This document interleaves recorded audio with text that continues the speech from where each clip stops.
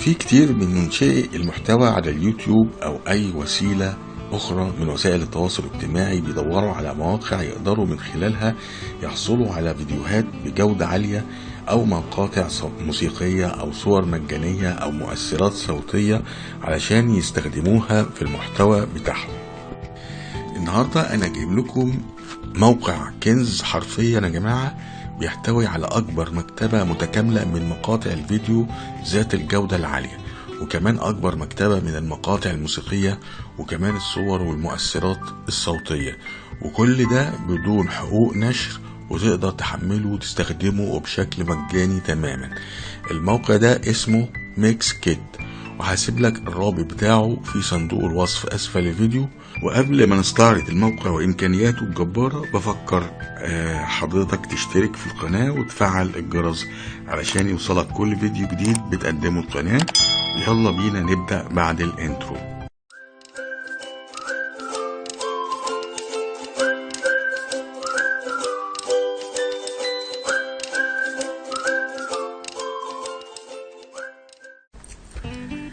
زي ما احنا شايفين كده يا جماعة، ده الموقع اهوت، دي الواجهة بتاعته. هنا مقسم لنا هنا المكتبة بتاعت الفيديوهات، فيها حوالي 42,000 مقطوعة فيديو. المكتبة بتاعت الموسيقى فيها حوالي 1000 مقطوعة موسيقية.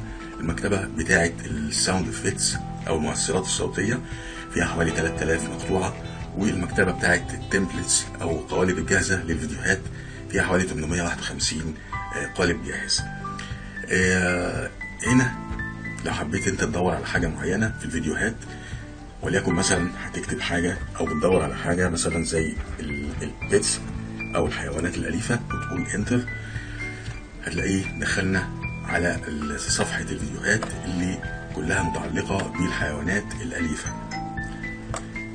هنا في اول سطر دوت مكتوب فيه انفاتو إليمنتس، دوت هيبقى مدفوع، لان الموقع بتاع او الشركه بتاعت انفاتو إليمنتس ديت هي اللي عامله الموقع بتاع ميكس كيت دوت، فبالتالي لازم تسوق لنفسها، وعامله السطر الاولاني ده كله مدفوع.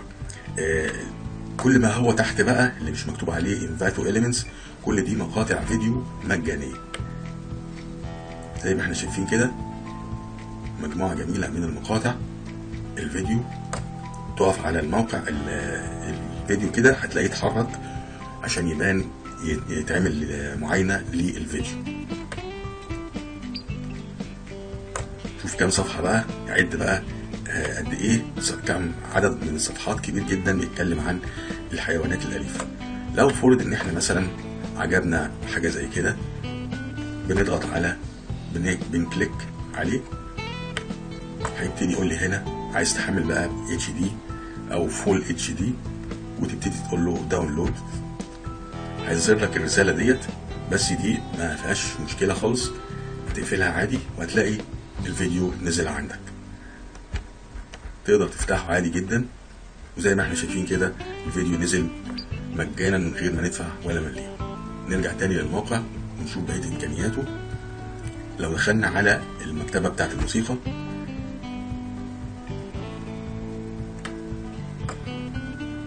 تقدر بقى تجرب حاجات زي كده.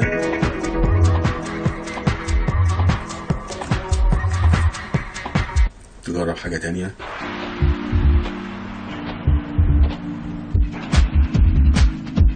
ممكن تجرب تاني،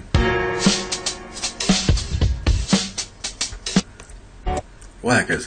ولو عجبك حاجة من المقطوعات ديت بتضغط على السهم ده عشان تعمل، طبعا هتظهر الرسالة دي بتقفلها، وهتلاقيه اوتوماتيك نزل المقطوعة ديت عندك على الجهاز، وبتبتدي تشغلها عادي.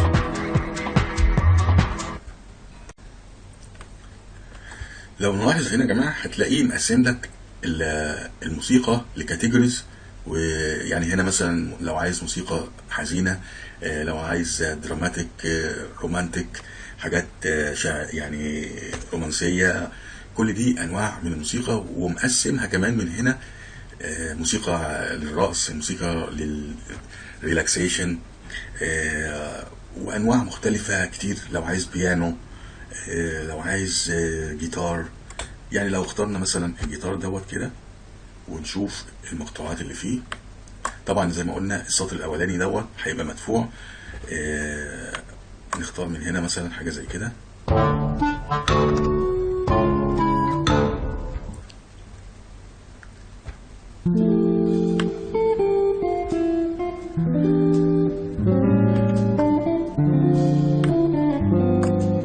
حلو ده. حبينا حاجة زي كده بنقول له ايه، داونلود. نقفل الرسالة دي، هتلاقيه بيحمل معاك الفايل.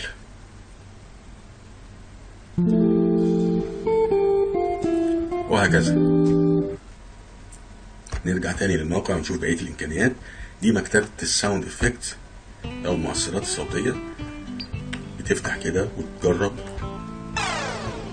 طبعا يعني حاجات جميلة جدا. صانعي المحتوى كلهم او المنتجين او اللي بيشتغلوا في المونتاج بيحتاجوا الحاجات دي جدا في شغلهم، او اي حد بيعمل شغل على السوشيال ميديا او يوتيوب بيحتاج الحاجات ديت. هنا نجرب كده. وهكذا اي حاجة من دول بتعمل لها داونلود عادي وبتلاقيها نزلت عندك على الجهاز عادي جدا. طبعا هنا هو مقسم لك كاتيجوريز للحاجات دي كلها. يعني هنا مثلا عن الطبيعة، البحر، حاجات عن صوت البحر مثلا، عن البيتش او الشواطئ، صحراء، غابات. هنا حاجات نوتيفيكيشن، صوت الارم او منبه، صوت تليفونات. هنا اصوات حيوانات، اصوات مواصلات، يعني صوت مثلا طيارة، صوت عربية، صوت موتوسيكل، صوت هليكوبتر، صوت سفينة. دي اصوات هيومن، حد بياكل مثلا، او حد بيعيط، حد حزين، حد بينط، حد بيمشي. كل دي مؤثرات صوتية. دي اصوات آلات موسيقية، صوت بيانو، صوت الجيتار، صوت كونترباس، وهكذا، صوت فلوت. هنا اللايف ستايل، اصوات مثلا عن في درينك، صوت حاجات متعلقة بالاكل، وهكذا.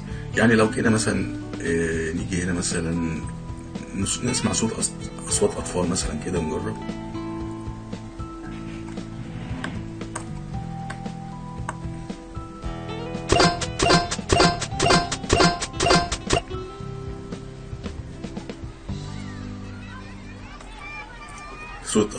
اصوات اطفال من بعيد كده.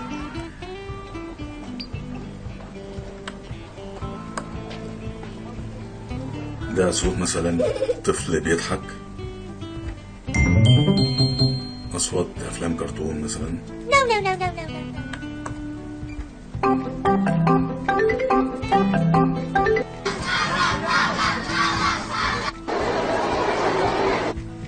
نيجي الاصوات مثلا ايربورت او في المطار، او طيارة، صوت طيارة مثلا.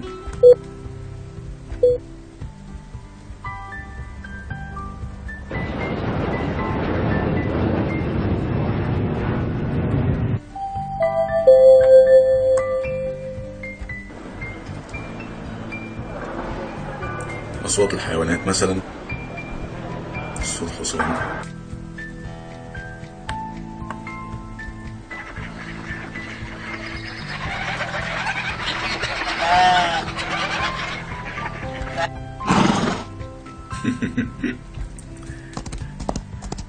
صوت الحصان وهو بيجري، وهكذا.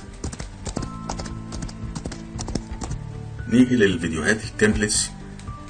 دي بقى مخصصة للناس اللي بيشتغلوا على برامج البريمير برو او الافتر افكتس او الفاينل كات برو او دافينشي ريسولف. كل دي فيديوهات بيستخدموها الناس اللي بيشتغلوا على البرامج ديت علشان يعدلوا فيها ويطلعوا حاجة يستخدموها في المونتاج. الناس تقدر تستخدمها في المونتاج والسوشيال ميديا. بصراحة يعني موقع جميل جدا، انا شخصيا بستخدمه. ما تنساش اللايك والشير.